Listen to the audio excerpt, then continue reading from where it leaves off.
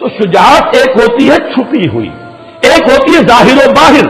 تو حضرت علی رضی اللہ تعالیٰ عنہ میں وہ شجاعت صرف چھپی ہوئی نہیں، ظاہر و باہر شجاعت، نمایاں شجاعت، وہ شجاعت جو بدر میں ظاہر ہو رہی ہے. جبکہ شیبہ ابن ربیعہ وہ بھی حضرت علی کے ہاتھوں واصل جہنم ہوا، اور ولید ابن عتبہ ابن ربیعہ چچا بھتیجے دونوں جو ہے حضرت علی کے ہاتھوں واصل جہنم ہو رہے ہیں. اور جو عتبہ ابن ربیعہ تھا ولید کا باپ اور شیبہ کا بھائی، وہ حضرت حمزہ کے ہاتھ سے واصل جہنم ہوا. پہلا مقابلہ ہوا، اس میں حضرت علی نمایاں ہے. جنگ احزاب ہے، اس میں حضرت علی نمایاں ہے. عمرو ابن عبد الرز بہت بڑا پہلوان، 90 برس کی عمر تھی اس بدبخت کی جب یہ مقابلہ ہوا ہے، لیکن پورے عرب میں کوئی تصور نہیں کر سکتا تھا کہ اس سے مقابلہ کر سکتا ہے. آپ نے پڑھا ہوگا، سنا ہوگا وہ واقعہ کہ جب وہ مبارزت کے لیے آیا ہے کہ ہے کوئی جو میرا مقابلہ کرے، اور ظاہر بات ہے کہ اس وقت جو ہے ایک دفعہ سناٹا طاری ہو گیا. حضرت علی آگے بڑھے کہ میں مقابلہ کروں گا. وہ ہنسا، تم میرا مقابلہ کرنے آئے ہو؟ نام کیا ہے؟ وہ جو بھی استہزاء کا انداز ہوتا ہے. پھر اس نے کہا کہ میری یہ عادت رہی ہے کہ میں جب بھی کسی سے مقابلہ ہوتا ہے اس کی 3 خواہشات میں سے ایک ضرور پوری کرتا ہوں. ذرا کہو تمہاری کیا خواہش ہے؟ حضرت علی نے فرمایا میری خواہش اولین یہ ہے کہ تم ایمان لے آؤ. لا حول ولا قوت. اس نے کہا اس کا کوئی سوال نہیں.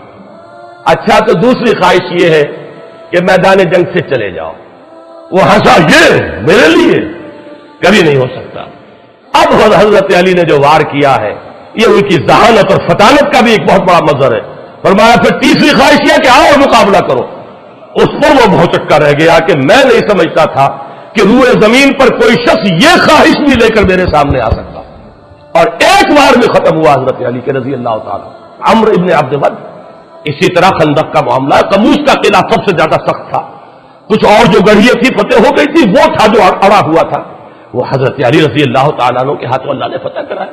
تو یہ ظاہر و باہر شجاعت، وہ قواعد عملیہ حضرت علی رضی اللہ تعالیٰ عنہ کے وہ بھی ہیں. دوسری طرف حضرت علی شعر و ادب میں اونچا مقام رکھتے ہیں، فصاحت و بلاغت کے معراج پر ہے. یقیناً افصح العرب ہے محمد صلی اللہ علیہ وسلم. حضور کا اپنا قول ہے انا افصح العرب، لیکن یہ کہ حضور کے بعد فصاحت و بلاغت، خطابت، شاعری، اس میں صحابہ کرام میں ظاہر بات ہے حضرت علی کے آس پاس آنے والا کوئی نہیں. یہ بات اپنی جگہ پر ہے، ہم تسلیم کرتے ہیں. تو اچھی طرح سمجھ لیجئے. اسی طریقے سے آپ کے علم میں ہونا چاہیے کہ عربی گرامر کے موجد حضرت علی ہیں. پھر یہ کہ پورے خلافت راشدہ میں سارے سیکریٹریٹ کو آرگنائز کرنے والے حضرت علی ہیں. یعنی ذرا آپ اندازہ کیجئے، ایک شخص مرد میدان ہے، اس کی شجاعت وہ صرف پوٹینشل شجاعت نہیں بلکہ واقعی ظاہر و باہر شجاعت. اس کے میں نے چند نمونے آپ کو بتائے. مجھے واقعات کی تفصیل میں جانے کی ضرورت نہیں ہے کہ یہ ساری چیزیں معلوم ہیں، لوگوں کے علم میں ہے. دوسری طرف اس کے اندر ادب ہے. ان کے اشعار پڑھیے، آج بھی انسان وجد میں آتا ہے. کتنے حکیمانہ اشعار، کتنی بے ساختگی ہے. میں نے کئی مرتبہ آپ کو اشعار سنائے. یغوص البحر من طلب العالی ومن طلب العلا سیر الليالي ومن طلب العلا من غیر قد اضاع العمر في طلب المحال. جو کوئی بھی موتی چاہتا ہے، موتی حاصل کرنا چاہتا ہے، اسے تو سمندر میں غوطہ لگانا ہی پڑتا ہے. جو کوئی اونچا مقام حاصل کرنا چاہتا ہے زندگی میں، اسے راتوں کو جاگنا ہی پڑتا ہے. جو کوئی بلندی بھی چاہے اور محنت بھی نہ چاہے، وہ اپنی عمر کو ضائع کر بیٹھتا ہے ایک محال شے کی طلب میں. اندازہ کیجیے. اور رضینا قسمت الجبار فینا لنا علم وللجہال معلوم. اس میں فلو دیکھیے، اس کا ردم دیکھیے. ہم راضی ہیں اللہ تعالیٰ کی تقسیم پر جو اس نے ہمارے بارے میں کی ہے. ہمیں اللہ نے علم عطا کیا، جاہلوں کو دولت عطا کی. ہم راضی ہیں، ہم علم کی دولت پر راضی ہیں. یہ حضرت علی کے قول. اور انا الذی سمتنی امی حیدرا، میں وہ ہوں کہ جس کا نام اس کی ماں نے حیدر رکھا تھا، شیر رکھا تھا. اس حوالے سے سمجھ لیجئے اصل میں والدین کا رکھا ہوا نام حضرت علی کا اسد تھا، شیر، اور یہی حیدر کے معنی عربی زبان میں. یہ جو لفظ علی ہے آپ کا نام، یہ محمد الرسول اللہ نے رکھا ہے. یہ نام والدین کا دیا ہوا نہیں ہے. والدین کا نام اسد ہے، والدین کا عطا کردہ نام. حضرت علی کا نام پھر جب علی رکھا ہے تو وہ محمد الرسول اللہ صلی اللہ علیہ وسلم نے رکھا. تو یہ اچھی طرح سمجھ لیجئے کہ یہ جامعیت جو ہے کہ ایک ایمبی ورڈ شخصیت. میں نے آپ کو گنوایا چونکہ میں نے عکس بیان کیے ہیں کہ جو مقام اور مرتبہ آپ کو نظر آئے گا شہادت کے مراتب میں، اس مزاج میں، جو حضرت اسماعیل اور حضرت موسیٰ کا، وہ ہے حضرت حمزہ اور حضرت عمر خطاب کا رضی اللہ تعالی۔ جو مقام وہاں پہ حضرت ابراہیم کا اور ادریس کا نظر آ رہا ہے، وہ اگر امت محمد میں دیکھنا ہو تو وہ ابو بکر اور عثمان غنی کا ہے رضی اللہ تعالیٰ عنہ وعلیہم الصلاۃ والسلام۔ لیکن جامعیت کبریٰ کا جو مظہر محمد الرسول اللہ صلی اللہ علیہ وسلم، جن میں یہ دونوں چیزیں جمع ہیں، جن میں یہ جامعیت ہے، جن کے اندر توازن ہے، جس میں یہ دونوں اوصاف بیک وقت مجتمع ہیں۔ ایک طرف انتظامی اوصاف دیکھیے، میں ابھی اشارہ کر چکا ہوں کہ جس تیزی کے ساتھ ایکسپینشن ہوا تھا عالم اسلام کا، وہ اگر اس میں کنسولیڈیشن نہ ہوتی، انتظام و اہتمام و انسرام نہ ہوتا، نظم نہ ہوتا، تو وہ تو تباہی ہو جاتی۔ اتنی تیزی سے ایکسپینشن حضرت عمر فاروق کے زمانے میں رضی اللہ تعالیٰ عنہ، ذرا فتوحات کا اندازہ تو کیجیے کہ ملک کے ملک آ رہے ہیں اور بڑے وسیع علاقے آ رہے ہیں، بڑی آبادیاں ہیں وہاں، بڑے وسائل و ذرائع ہیں، وہ جس کو فرٹائل کریسنٹ کہا جاتا ہے عالم عرب کا، وہ پورا کا پورا فتح ہو چکا ہے۔ اس میں اگر انتظام نہ ہوتا، بندوبست نہ ہوتا، یہ ساری چیزیں جو ہے کسی نظم کے اندر نہ آتی تو بہت بڑی ہلاکت پیدا ہو جاتی۔ میں لفظ ہلاکت استعمال کر رہا ہوں اس لیے کہ یہ لفظ حضرت عمر نے استعمال کیا رضی اللہ تعالیٰ عنہ۔ حضرت عمر کے یہ الفاظ، لولا علی لہلک عمر، اگر علی نہ ہوتے تو عمر ہلاک ہو جاتا۔ کیوں؟ حضرت عمر جو ہے اس وقت خلیفۃ المسلمین، امیر المومنین، پوری کی پوری ذمہ داری، اب اس میں ان کی توجہ، فوجوں کا انتظام، محاذوں سے آنے والی اطلاعات، وہاں کرائسس ہو گیا ہے، وہاں یہ سامان چاہیے، وہاں ایک شکست کی سی کیفیت، جیسے کہ آپ کو معلوم ہوگا کہ ایران میں ایک موقع پر بڑی حالت جو ہے وہ کمزور ہو گئی تھی مسلمان افواج کی، جس وقت کہ حضرت عمر نے فیصلہ کیا تھا کہ میں خود جاؤں گا، اب میں محاذ کے اوپر خود جاؤں گا، تو اس وقت جو ہے حضرت عمر کی زیادہ توجہ تو اس پر لگ رہی ہے۔ اگر اس کے ساتھ انتظامات نہ ہو، اہتمام نہ ہو، نظم نہ ہو، قائم نہ کیا جائے تو واقعہ یہ ہے کہ جس کو آپ کہتے ہیں آگے دوڑ پیچھے چوڑ، آگے تو بڑھتے جا رہے ہیں، پیچھے معاملہ جو ہے خراب ہوتا چلا جا رہا ہے، یہ ہوتا۔ لیکن یہ سارا کام کس نے سنبھالا؟ حضرت علی نے سنبھالا۔ یوں سمجھیے کہ اس پورے دور میں حضرت ابو بکر، حضرت عمر اور حضرت عثمان کا بھی ایک حصہ جو ہے دور خلافت کا، اس میں حکومت کا انتظام، پورا سیکریٹریٹ، تمام محکمے بنانے، کوئی سی محکمے کا تصور ہی نہیں تھا، سارے محکمے ایجاد کیے ہیں حضرت علی نے، سارے دیوان مرتب کیے حضرت علی نے۔ گویا کہ آج کے زمانے میں آپ کا یہ چیف سیکریٹری کہیے یا جو بھی اس کو نام دے، وہ کون تھے؟ وہ حضرت علی تھے رضی اللہ، اور پورا انتظام ان کے اپنے ذہن سے نکلا ہوا ہے۔ تو ایک طرف ایک شخص مرد میدان ہونے میں وہ ہو، میدان بدر یاد کیجئے، غزوہ احزاب یاد کیجئے، غزوہ خندق یاد کیجئے، 3-4 موٹی موٹی چیزیں بھی جو ہے وہ کافی ہو جائیں گی۔ دوسری طرف آپ کی فصاحت و بلاغت، میں ابھی اس کا ذکر نہیں کر رہا اس لیے کہ وہ ذرا مختلف فی مسئلہ ہے۔ اہل حدیث حضرات اور ہمارے محدثین جو ہیں، جو تصوف کے ان سلاسل کو تسلیم نہیں کرتے، وہ ان چیزوں کو نہیں مانتے، لیکن جو لوگ کے تصوف کے قائل ہیں، ان سلاسل کو مانتے ہیں، تو آپ کو معلوم ہے کہ 3 سلسلے جو ہے صوفیہ کے ان سلاسل اربعہ میں سے وہ شروع ہوتے ہیں حضرت علی کے ذات سے رضی اللہ تعالیٰ عنہ۔ ایک طرف باطنی کیفیات کا وہ عالم، ایک طرف علمی صلاحیتوں کا وہ عالم، انا مدینۃ العلم وعلی بابھا، کہ میں علم کا شہر ہوں اور علی اس کا دروازہ ہے رضی اللہ تعالیٰ عنہ وصلی اللہ علیہ وسلم۔ دوسری طرف مرد میدان ہونے کی یہ کیفیت، تو یہ جامعیت، منتظم ہونے کا یہ معاملہ جو میں نے آپ کو بتایا کہ حضرت عمر فرما رہے ہیں کہ لولا علی لہلک عمر، یہ جو ہے در حقیقت ایمبیورٹ ہونے کے اعتبار سے، جس میں صدیقین اور شہداء دونوں کے اوصاف جمع ہو گئے ہوں، اس میں یقیناً ایک عظیم ترین شخصیت جو ہے وہ حضرت علی کی ہے رضی اللہ تعالیٰ۔ ایک اور پہلو سے میری بات سمجھ لیجئے، یہ بھی عرض کر دوں، یہ بھی صرف ٹانکتے جائیے۔ حضرت علی تمام غزوات میں شریک رہے سوائے تبوک کے۔ تبوک میں حضور نے انہیں مدینے میں چھوڑا اپنے نائب کی حیثیت سے، اور جب انہوں نے شکوہ کیا، ان کے تو مزاج سے یہ چیز بڑی تھی کہ لوگ جائیں اور داد شجاعت دیں میدان جنگ میں، اور میں یہاں عورتوں کے ساتھ پیچھے بیٹھ جاؤں۔ شکوہ کیا حضور نے فرمایا کہ علی کیا تمہیں یہ پسند نہیں ہے کہ تمہارا تعلق مجھ سے وہی ہو جو ہارون کا تھا موسیٰ کے ساتھ، سوائے اس کے کہ میرے بعد نبوت نہیں ہے۔ یعنی حضرت موسیٰ کے نائب کی حیثیت سے حضرت ہارون تھے تو وہ بھی نبی اور رسول تھے، لیکن تم میری جگہ ہو تو میرے ساتھ اسی مقام پر، لیکن نبوت اور رسالت بہرحال اس کا دروازہ مجھ پر بند ہو چکا ہے۔ لیکن یہی کام کیا حضرت عمر نے رضی اللہ تعالیٰ عنہ۔ بیت المقدس جب گئے ہیں، جس کا ذکر میں بارہا کر چکا ہوں، وہ چارج لینے کے لیے بیت المقدس کا تو کس کو نائب بنایا تھا؟ حضرت علی کو رضی اللہ تعالیٰ عنہ۔ کہاں سے ہم مان لیں کہ ان کے مابین کوئی بد اعتمادی ہو سکتی تھی؟ سوچئے تو صحیح، اس زمانے میں کوئی شخص اپنی جگہ چھوڑ کر اپنی جگہ ایسے شخص کو بٹھائے گا جس کے ساتھ اس کو اعتماد نہ ہو، جس پر اسے پورا وثوق اور یقین نہ ہو؟ لیکن یہ کہ حضرت علی کو 2 مرتبہ حضرت عمر نے اپنا جانشین بنایا، جیسے کہ محمد الرسول اللہ نے بنایا۔ اور میں سمجھتا ہوں کہ یہ بھی عمر فاروق کا اسوہ محمدی پر عمل ہے صلی اللہ علیہ وسلم، کہ اگر حضور نے غزوہ تبوک کے موقع پر اگر حضرت علی کو مدینے کے اندر بٹھایا تھا نائب کی حیثیت سے، تو کیسے ممکن ہے کہ عمر بن الخطاب رضی اللہ تعالیٰ عنہ وہ حضور کے اس اسوے پر عمل نہ کرے؟ بیت المقدس کا سفر تبوک سے بھی کہیں آگے، یروشلم جا رہے تھے حضرت عمر، اور کتنا رہا ہوگا مدینے سے آپ کی غیر حاضری کا معاملہ۔ یہ آج کل کا معاملہ تو نہیں تھا، تیز رفتار سواریاں نہیں تھی۔ اس عرصے میں تو اگر کسی کے دل میں کوئی اور بات ہوتی تو اس کے لیے پورا موقع تھا کہ تختہ الٹ دیتا، لیکن نہیں، معاذ اللہ، یہ سب ہم ان کہانیوں کو ماننے کے لیے تیار نہیں، ہم ان چیزوں کا تسلیم کرنے کو تیار نہیں۔ یہ مربوط تھے، یہ ایک بنیاد مرصوص تھے۔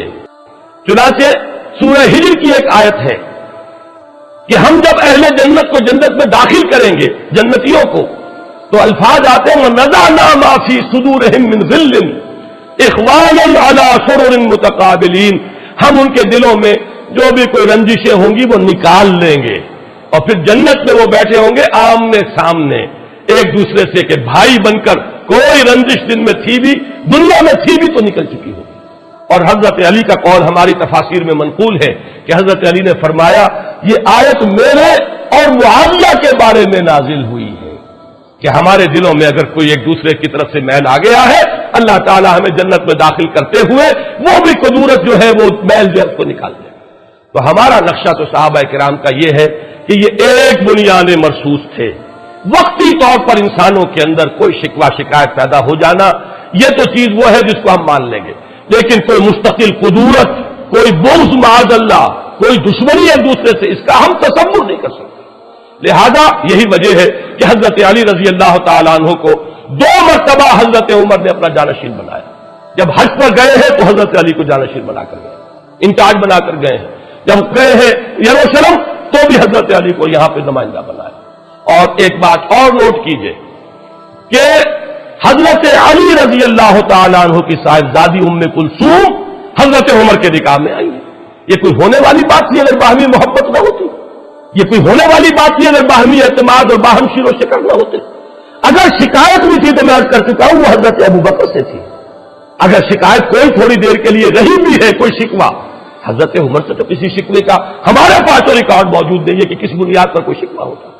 تو یہ جو ایک بنیاد مرصوص رہے ہیں، بلکہ جب میں نے ابھی ذکر کیا تھا کہ جب ایران کے محاذ پر ایک دفعہ ذرا کریٹیکل سچویشن پیدا ہوئی ہے اور حضرت عمر نے فیصلہ کیا کہ اب میں جاؤں گا وہاں محاذ پر، تو حضرت علی نے روکا اور یہ فرمایا کہ چکی اسی وقت تک پیستی ہے جب تک کہ وہ اپنی کلی جو ہے اس کے اوپر قائم رہے۔ آپ کا مقام اس چکی کے اس کلی کا ہے، یہ امت مسلمہ کی چکی چلے گی اگر آپ اپنی جگہ پر قائم رہیں گے، اگر وہ کلی اپنی جگہ سے ہٹ گئی تو چکی چلے گی کیسے؟ لہذا آپ نہ جائیں، ان کو مجبور کیا کہ آپ یہیں پر رہیں، یہیں سے بیٹھ کر انتظام کریں۔ اور حضرت عمر رضی اللہ تعالیٰ عنہ نے حضرت علی کے اس مشورے کو قبول کیا اور اپنے ارادے کو فسخ کر دیا۔ ہمارا نقشہ یہ ہے، اور میں جو بات آج بتانا چاہتا تھا وہ یہ ہے کہ اہل سنت کے ہاں بھی حضرت علی کا مقام بہت بلند ہے، بہت بلند ہے، بہت بلند ہے۔ وہ لوگ اہل سنت کے دائرے سے خارج ہیں کہ جو حضرت علی رضی اللہ تعالیٰ عنہ پر کسی طرح کا زبان تان جو ہے دراز کرتے ہیں، کسی طرح سے ان کی نیت کے اوپر حملہ کرتے ہیں، کسی طرح سے کوئی اس طرح کی جو ان کے مقام بلند سے فروتر بات ہے کوئی ان کی طرف منسوخ کرتے ہیں، میرے نزدیک وہ اہل سنت سے خارج، وہ ناسبی ہوں گے یا کوئی خارجیوں کی کوئی نسل ہے جو چلی آ رہی ہو ہمارے اندر، لیکن بہرحال اہل سنت کے ہاں یہ جان لیجئے یہ ہمارا مجمع عقیدہ ہے، تمام नस्ल इंसानी में बुलंद तरीन तो अंबिया और रसूल हैं, वो तो सबसे ऊंचा है ही। उसके बाद उम्मत के अंदर सबसे अफजल, पूरी दुनिया के अंदर, उम्मत में नहीं, पूरी नस्ल इंसानी में बहैसियत जमात वो सहाबा है मोहम्मदुर रसूलुल्लाह। तमाम रसूलों में अफजल मोहम्मदुर रसूलुल्लाह सल्लल्लाहु अलैहि वसल्लम। किसी मुसलमान को किसी मकतब फिक्र से ताल्लुक रखता हो, इसमें शक व शुबा नहीं हो सकता। और फिर गैर नबी जितनी भी नस्ल आदम है, अज आदम ता ईदम, बल्कि ता क़याम क़यामत, उसमें अफजल तरीन बहैसियत मजबूरी वो सहाबा है मोहम्मदुर रसूलुल्लाह। उन सहाबा में चोटी पर है ये चार अफराद, उनमें हमारे नजदीक तरतीब फजीलत, तरतीब खिलाफत के साथ है। अफजल हजरत अबू बकर, नंबर 2 हजरत उमर, नंबर 3 हजरत उस्मान, नंबर 4 हजरत अली। लेकिन गोया के बकिया तमाम सहाबा से तो अफजल हम मानते हैं हजरत अली को। अब अगर कोई शख्स हजरत अली की सीरत को दागदार कर दे, आप सोचिए तो नतीजा कहां गया। बकिया तमाम सहाबा से तो अफजल है सबके नजदीक। अगर एक्सेप्शन होती है अहले सुन्नत के नजदीक तो 3 ही फर्द रह गए ना, हजरत अबू बकर, हजरत उमर, हजरत उस्मान। बकिया तमाम सहाबा से, तमाम सुलहाए उम्मत से, तमाम औलिया अल्लाह से, तमाम अइम्माए दीन से, तमाम मुहद्दिसीन से, तमाम फुक़हा से अफजल तरीन कौन है? हजरत अली। लिहाजा जबान को बहुत सोच समझ कर खोलना चाहिए। यहां जो है इस जनाब में कोई गुस्ताखी, वो दर हकीकत अपने ईमान को खतरे में डालने के मुतरादिफ है। और जो लोग भी ये कोई करते हैं जुर्रत या हिम्मत, मैं बार बार ये कह रहा हूं कि मेरे नजदीक वो अहले सुन्नत के जुमरे से खारिज है। एक बात आप अच्छी तरह समझ लीजिए अलबत्ता, और वो ये है कि सहाबा किराम की 3 नस्लें ज़हन में रखिए। आमतौर पर हमारे यहां 2 अल्फाज इस्तेमाल होते हैं, किबारे सहाबा, सिगारे सहाबा। किबारे सहाबा बड़ी उम्र के सहाबा, सिगारे सहाबा छोटी उम्र के, हजरत हसन, हजरत हुसैन। ये हुजूर की जिंदगी में 5 साल 7 साल यही उम्र थी ना। हजरत अब्दुल्लाह इब्न जुबैर 8 साल 9 साल। ये नस्ल है, इन्हें हम कहते हैं सिगारे सहाबा। सहाबी तो है, हुजूर की गोद में पले हैं, हुजूर के शाने मुबारक पर बैठे हैं, हुजूर की हयात तैयबा में है, मौजूद हैं, सोहबत से फैज़याब हुए, सहाबी तो है। लेकिन यह कि सिगारे सहाबा के बारे साहब, मैं जरा आज बात को वाज़ेह करने के लिए एक दरमियानी नस्ल की तरफ भी इशारा कर रहा हूं। ये 3 नस्लों में समझिए। सहाबा किराम की एक नस्ल वो है जो हुजूर सल्लल्लाहु अलैहि वसल्लम के तकरीबन हम उम्र है। 5 साल इधर या 5 साल उधर, 10 साल के छोट बड़ाई, 12 साल 13 साल, इतना फर्क होता है। दोस्तों में भी होता है, अहबाब में भी होता है, साथियों में भी होता है। एक नस्ल वो है। एक नस्ल वो है कि जो इससे नीचे है, जिसका के हुजूर से उम्र का फर्क जो है 30 साल 35 साल का। एक तीसरी उम्र वो है, तीसरी नस्ल वो है जिसका उम्र के एतबार से हुजूर से फसल जो है वो 52 साल 55 साल का है। नोट कर रहे हैं आप मेरी बात को? 3 नस्लें हो गई कि नहीं?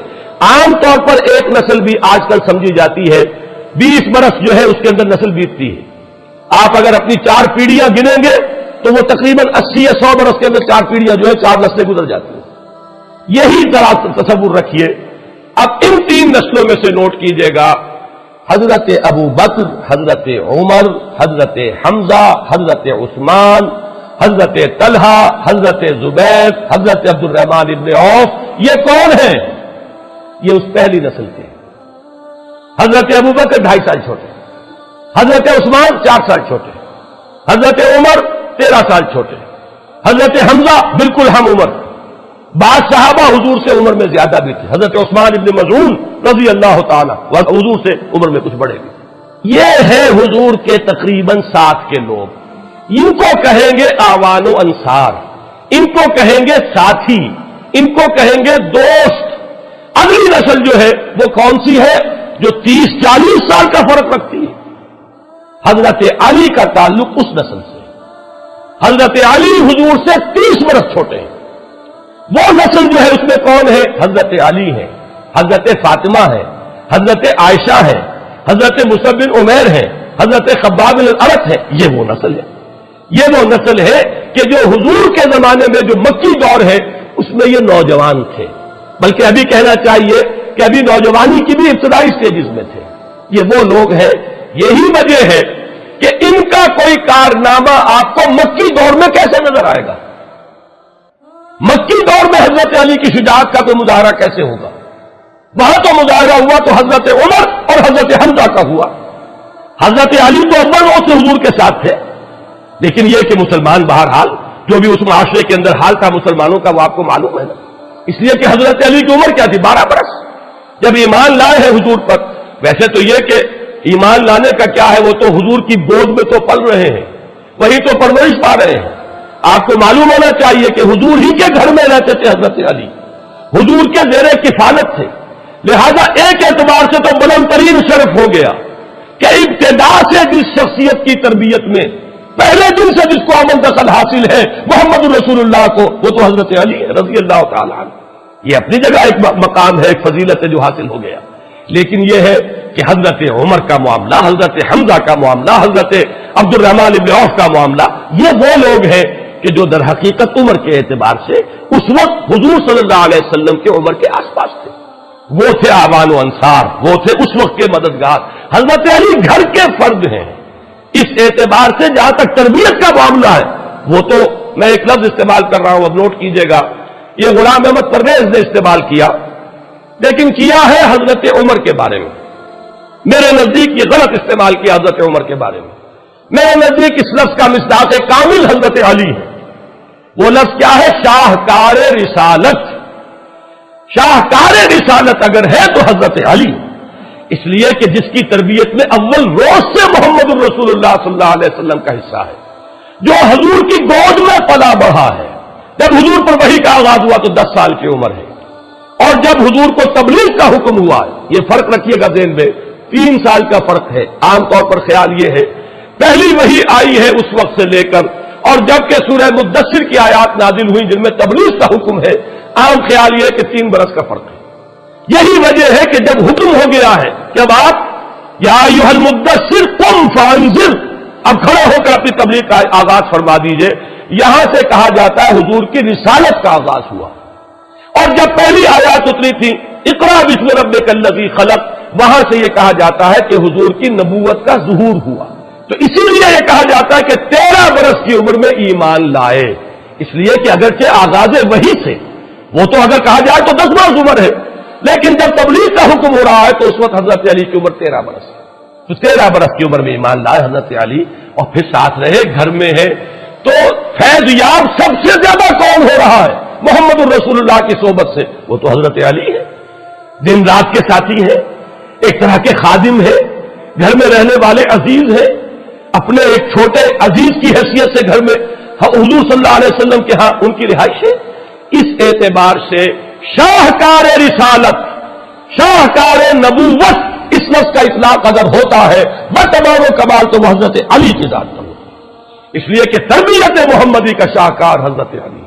البتہ یہ ضرور ہے کہ مکی دور میں آپ کی عمر چھوٹی تھی، اس میں 2-3 واقعات تو نمایاں ہمیں آتے ہیں سامنے کہ حضرت علی رضی اللہ تعالیٰ عنہ نے کھڑے ہو کر کہا تھا جب پہلی مرتبہ یہ حکم آیا کہ انذر عشیرتک الاقربین، اے نبی ذرا اپنے قریبی رشتہ داروں کو خبردار کیجئے، ان تک دعوت پہنچائیے، تو 2 مرتبہ کھانے کا اہتمام کروایا اور حضرت علی ہی کو حکم دیا اہتمام کرو۔ 13, 14, 15 برس کا نوجوان جو ہے گھر کے اندر رہتا ہے، ظاہر بات ہے وہی بندوبست کرے گا، وہی جانوروں کو ذبح کروائے گا، وہی اہتمام کرے گا، کھانا پکوائے گا۔ سارے بنی ہاشم جمع ہو گئے ہیں، پہلی مرتبہ جمع ہوئے، حضور نے جب اپنی بات پیش کی تو سب لوگ ہنسنے لگے اور اٹھ کے چلے گئے، کسی نے جواب ہی نہیں دیا۔ دوسری مرتبہ پھر کیا، پھر دعوت کھلائی۔ اب میں یہ کہا کرتا ہوں کہ کچھ لوگوں کو شرم آ گئی ہوگی کہ 2 مرتبہ کھانا کھایا ہے تو اب کچھ تو ان کی بات سن لیں، تو آپ نے کھڑے ہو کر جب دعوت پیش کی سن تو انہوں نے لی، لیکن یہ ہے کہ اس کے بعد سب سن گیا، سب کو بنو ہاشم ہے یہ سب، ان میں جان لیجئے نہ حضرت ابو بکر بنی ہاشم میں سے ہے، نہ حضرت عمر یہ بنو ہاشم میں سے نہیں ہے۔ حضرت حمزہ بھی ہوں گے، وہ بنو ہاشم میں سے تھے لیکن ان کی توجہ ہی نہیں، غور ہی نہیں کیا ہوگا انہوں نے، وہ 6 سال جا کر ایمان لائیں گے۔ لیکن یہ کہ بنو ہاشم کا پورا خاندان جمع ہے، कोई टस से मस नहीं हुआ।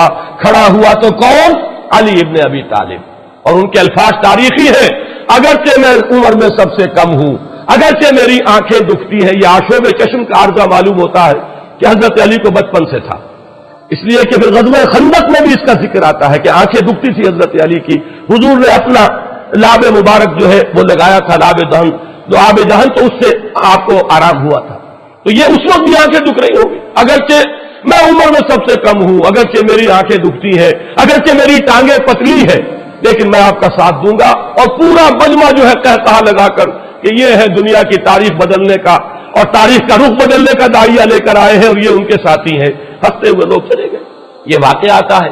या हिजरत की रात हुजूर सल्लल्लाहु अलैहि वसल्लम अपने बिस्तर पर, उस वक्त हजरत अली की उम्र क्या होगी? 22 बरस, लगभग 22 बरस।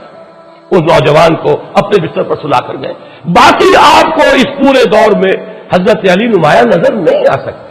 क्यों नजर नहीं आ? इसलिए कि आपकी उम्र को पेश नजर रखिए। हजरत अली की शख्सियत के जौहर जो नुमाया हुए वो मदनी दौर में हुए।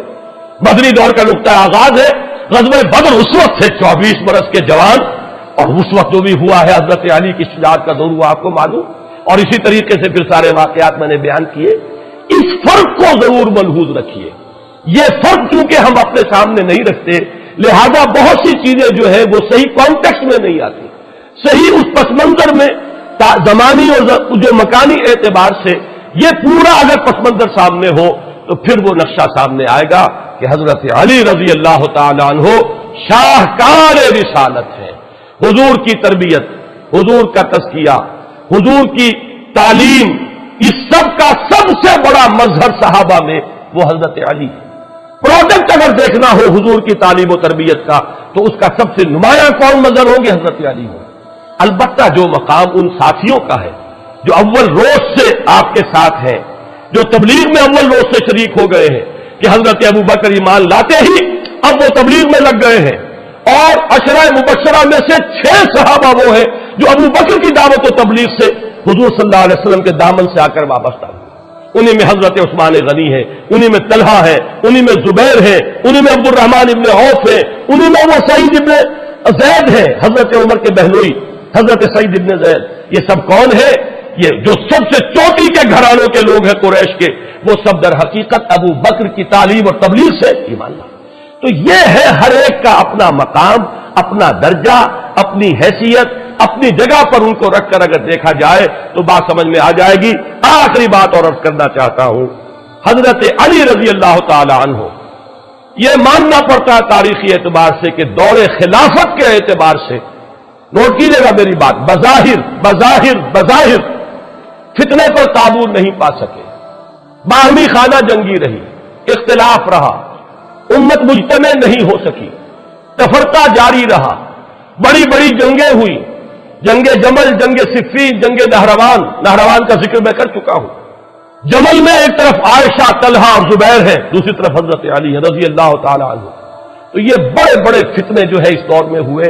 लेकिन अच्छी तरह समझ लीजिए, माज़अल्लाह सुम्मा माज़अल्लाह सुम्मा माज़अल्लाह, इसका कोई इल्जाम हजरत अली की जात पर नहीं।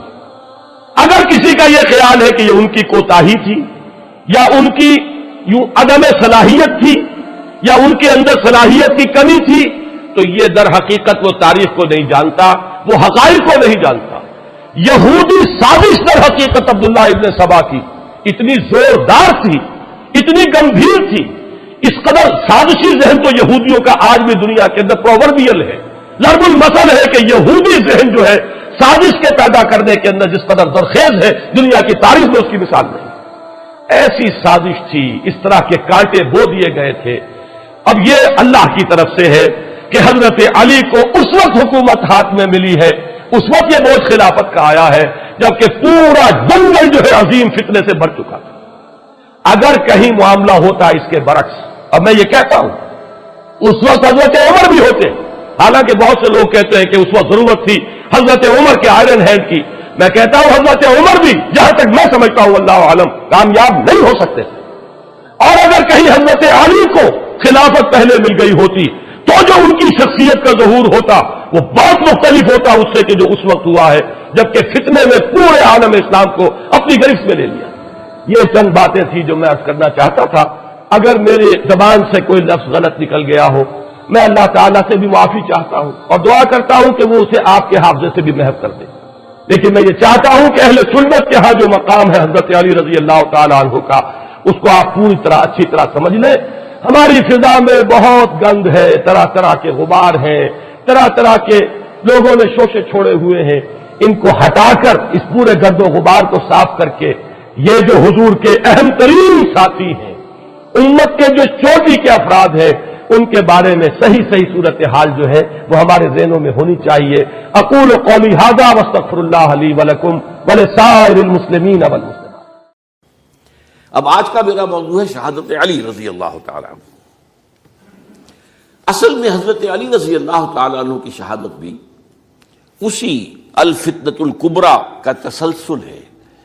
وہ جو عبداللہ ابن سبا کا پیدا کردہ عظیم ترین فتنہ تھا، اسی کا ایک نتیجہ حضرت علی کی شہادت بھی ہے. لیکن وہ بات ذرا تفصیل سے سمجھنی ہوگی، اور اس کے لیے میں ممنون احسان ہوں. حال ہی میں ایک کتاب چھپی ہے، ڈاکٹر سید رضوان علی ندوی، وہ محقق ہیں تاریخ کے. انہوں نے بڑی تاریخی تحقیق کے بعد جو باتیں بیان کی ہیں وہ میں آپ کے سامنے رکھ رہا ہوں.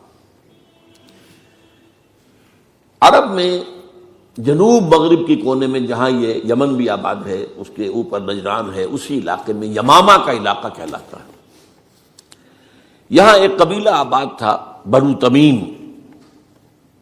یہ جو لوگ تھے بڑے کرخت مزاج، جنگجو، اکھڑ، ضدی، اور جس بات کو ایک دفعہ مان لیں اس پر اڑ جانے والے اور مر مٹنے والے.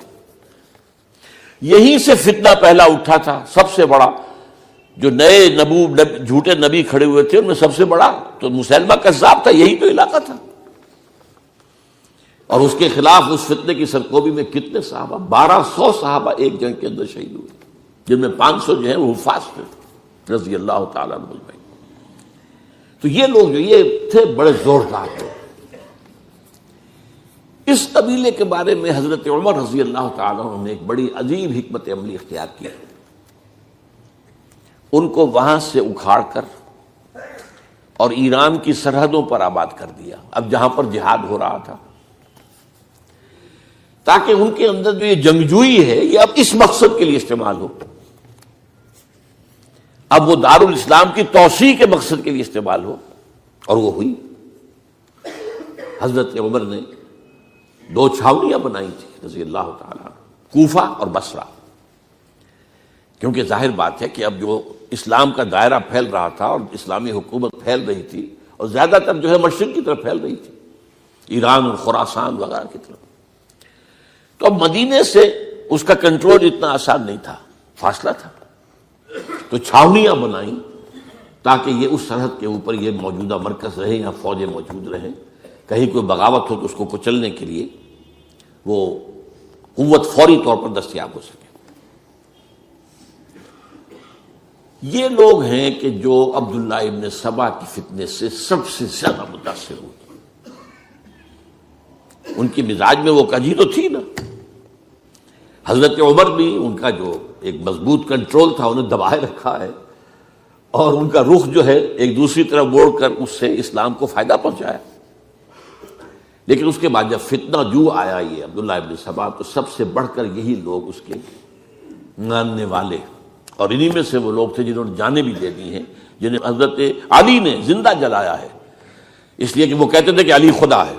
اے علی تم خدا ہو، تم ہمیں آگ میں جلا رہے ہو، یہ تو تم ہمارا امتحان لے رہے ہو. وَلَنَبْلُوَنَّكُمْ بِشَيْءٍ مِّنَ الْخَوْفِ وَالْجُوعِ وَنَقْصٍ مِّنَ الْأَمْوَالِ وَالْأَنفُسِ وَالثَّمَرَاتِ. اب وہ اس آیت کو اپنے اوپر منطبق کر رہے ہیں. تو یہ جو کرخت لوگ تھے، انہوں نے در حقیقت جو ہے عبداللہ ابن سبا کے کردار میں سب سے بڑا رول پلے کیا، اور انہی کے ہاتھوں حضرت عثمان شہید ہوئے رضی اللہ تعالی. اور اس کے بعد انہوں نے حضرت علی رضی اللہ تعالیٰ عنہ کو اپنے گھیرے میں لے لیا، کیونکہ انہی کی کثیر تعداد موجود تھی مدینے میں جب حضرت عثمان شہید ہوئے. اس کے بعد اب ظاہر بات ہے کہ کوئی نہ کوئی تو خلیفہ ہونا چاہیے تھا. حضرت طلحہ سے کہا گیا انہوں نے معذرت کر لی، حضرت زبیر سے کہا گیا انہوں نے معذرت کر لی۔ اب ظاہر بات ہے کہ حضرت علی آخر امت کو چھوڑا تو نہیں جا سکتا تھا بغیر امام کے، انہوں نے قبول کر لی، اگرچہ حضرت حسن روکتے رہے کہ ابا جان یہ ان لوگوں کی بیعت جو ہے آپ قبول نہ کریں۔ حضرت حسن تو ان میں سے ہیں جو حضرت عثمان کے دروازے پر کھڑے تھے پہرے دار کی حیثیت سے، حسن اور حسین رضی اللہ تعالیٰ عنہ، انہیں تو معلوم تھا فتنہ جو کون لوگ ہیں۔ اس کے بعد حضرت علی رضی اللہ تعالیٰ عنہ نے اسی حکمت سے جس حکمت کے تحت حضرت عمر نے یہ چھاونیاں آباد کی تھیں، دارالخلافہ بھی مدینے سے کوفہ منتقل کر دیا تاکہ پورے عالم اسلام کو کنٹرول کیا جا سکے اس مرکز کے ساتھ۔ اس کا نتیجہ یہ نکلا کہ اب گویا کہ حضرت علی کے گرد ان لوگوں کا گھیراؤ مکمل، کوفے میں یہی تو آباد تھے، کوفی یہی تو تھے، حضرت عمر نے انہیں لا کے یہاں آباد کیا تھا۔ جب حضرت علی نے کوفے کو اپنا دارالخلافہ قرار دیا تو گویا کہ ان کا پھر عمل دخل بہت بڑھ گیا۔ ایک طریقے سے یوں کہا جا سکتا ہے کہ انہوں نے اب حضرت علی رضی اللہ تعالیٰ عنہ کو اپنے محاصرے میں لے لیا۔ چنانچہ جنگ جمل کے موقع پر یہ ہوا ہے کہ صلح ہو گئی تھی، حضرت عائشہ رضی اللہ تعالیٰ عنہ کے جو نمائندے تھے اور ادھر سے حضرت علی، صلح ہو گئی تھی، طے ہو گیا تھا کہ ہاں قاتلین عثمان کو جو ہے اس کو سزا دی جائے گی، قصاص لیا جائے گا حضرت عثمان کی قتل کا۔ لیکن ان لوگوں نے 10,000 آدمی کھڑے ہو گئے کوفے کے اندر، ہم سب قاتل ہیں عثمان کے، لو قصاص ہم سے اگر لے سکتے ہو، جس کے نتیجے میں اور انہوں نے جنگ شروع کر دی۔ اور جب جنگ شروع ہو جائے تو پھر اس کے بعد تو کوئی نہیں دیکھ سکتا کیوں شروع ہوئی، کیسے شروع ہوئی، کس نے شروع کی، اب تو یا مارو یا مرو، دو ہی باتیں ہوتی۔ 10,000 مسلمان ایک رات میں شہید ہوئے جنگ جمل میں۔ اب اس کے بعد حضرت علی رضی اللہ تعالیٰ عنہ کی خلافت جو ہے حضرت امیر معاویہ نے ماننے سے انکار کر دیا۔ جب تک قاتلین عثمان کو سزا نہیں دیتے ہم بیعت نہیں کریں گے۔ یہ نہیں کہ دعویٰ کیا ہو کہ میں خلافت کا حقدار ہوں، یہ نہیں، لیکن یہ کہ آپ کو ان کو سزا دینی چاہیے۔ اب یہ تھا وہ مخمصہ جس میں حضرت علی رضی اللہ تعالیٰ عنہ وہ فرماتے تھے کہ میرا ساتھ دو تو میں ان قاتلین عثمان سے سزا جو ہے ان کو سزا دے سکتا۔ ادھر انہیں پتا تھا کہ میں سرنڈر کرتا ہوں تو مجھے علی تک تو پہنچنے کوئی نہیں دے گا، راستے میں ختم کر دیں گے رضی اللہ تعالیٰ عنہ۔ تو یہ پیچ تھا ایک جو ایسا پڑا ہے۔ اب اس میں جب حضرت معاویہ اور حضرت علی کے مابین فیصلہ کن جنگ ہوئی، جنگ صفین جسے کہتے ہیں، جس میں 70,000 مسلمان ایک دوسرے کی تلواروں، تیروں، نیزوں سے قتل ہوئے۔ اس موقع پر حضرت معاویہ کی طرف سے ایک آفر آئی، قرآن مجید کو نیزے پر اٹھا کر لوگوں نے کہا کہ یہ خون ریزی بند کر دو، ہم قرآن کا فیصلہ ماننے کو تیار ہیں۔ حضرت علی دیکھ رہے تھے کہ یہ اصل میں میری فتح کو شکست سے بدلنے کا پروگرام ہے، تقریباً فتح میری ہو چکی ہے، لیکن یہ جو طبقہ تھا یہ انہوں نے کہا نہیں بڑی ٹھیک بات کہہ رہے ہیں، وہ مانیے ان کی بات، جنگ بند کی۔ انہوں نے ہی یہی لوگ تھے جنہوں نے مجبور کیا حضرت علی کو کہ وہ تحکیم پر رضامند ہو جائے۔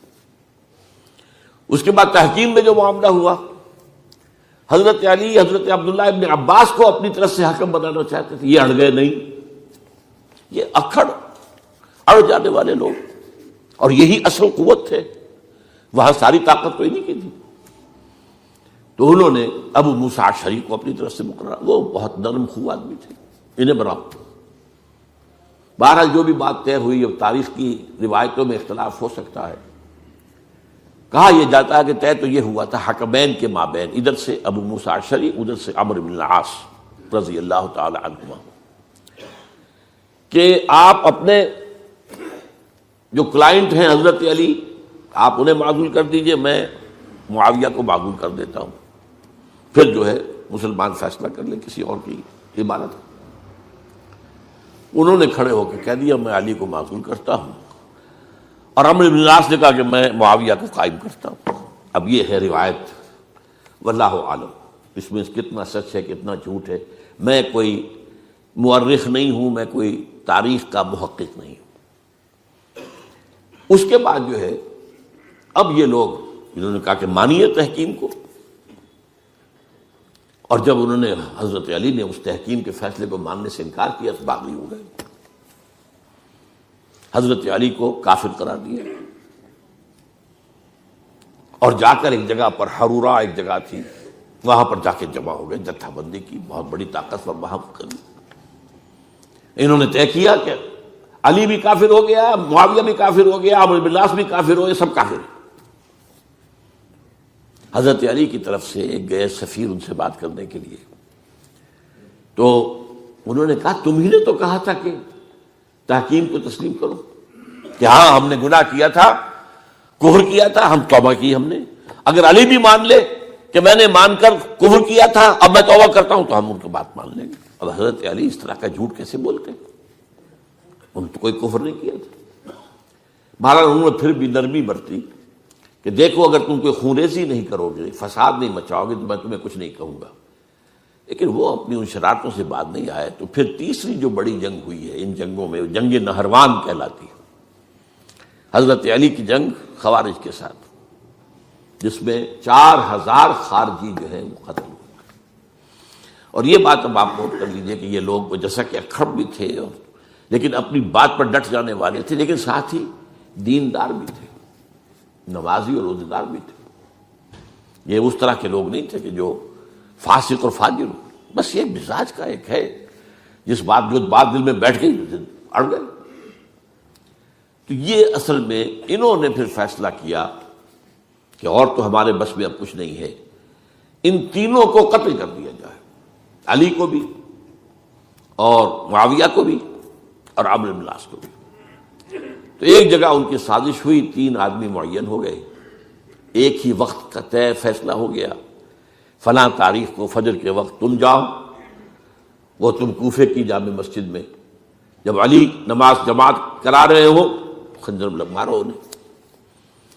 اور یہ اس کا نام ابن ملجم تھا، خارجی، یہ وہی لوگ بنو تمیم کے لوگ۔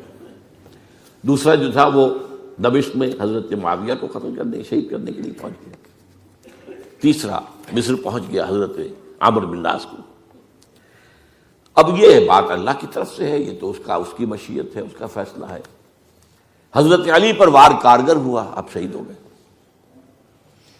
حضرت معاویہ پر وہ وار ذرا اوچھا پڑا، زخمی تو ہوئے لیکن آپ کی جان بچ گئی۔ عمرو بن العاص اس روز مسجد میں کسی معذوری کی وجہ سے، عذر کی وجہ سے فجر میں آ ہی نہیں سکے، لہذا حضرت علی کی شہادت ہو گئی۔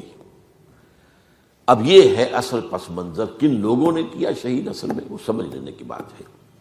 یہ خوارج نے شہید کیا، لیکن خوارج کا فتنہ سبائی فتنے ہی کا آف شوٹ ہے، اسی کے ذیل میں ہے، اسی کی ایک شاخ ہے، اسی کا ایک نتیجہ ہے۔ یہ خوارج جو ہے بعد میں بھی ان کی مسلسل جو ہے وہ جنگیں رہی ہیں۔ بہرحال اس صورتحال کو یہ سمجھ لیجئے کہ یہ خلفائے ثلاثہ رضی اللہ تعالی عنہ، حضرت عمر شہید، عثمان شہید، علی شہید۔ عجیب بات ہے کہ تینوں کا نام عین سے شروع ہوتا ہے، عمر عین سے، عثمان عین سے، علی عین سے، تینوں شہید ہوئے ہیں۔ لیکن یہ کہ یہ ہے تاریخی پس منظر۔ جنگال